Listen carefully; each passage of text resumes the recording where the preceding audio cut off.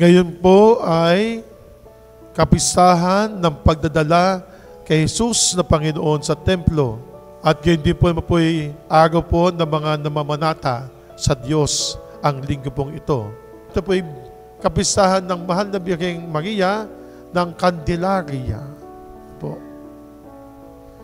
Dahil ang hawak ni Maria ay ang batang si Jesus o ang sanggol na si Jesus. Sino ba si Jesus?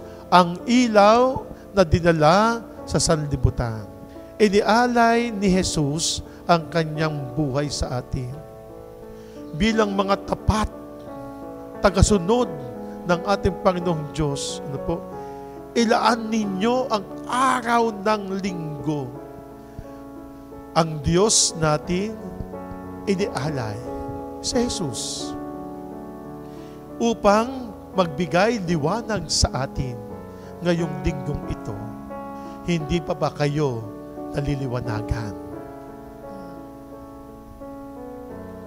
Yung tapat na dumadalo ng misa tuwing araw ng linggo, tinanggap na ninyo ang liwanag ni Kristo.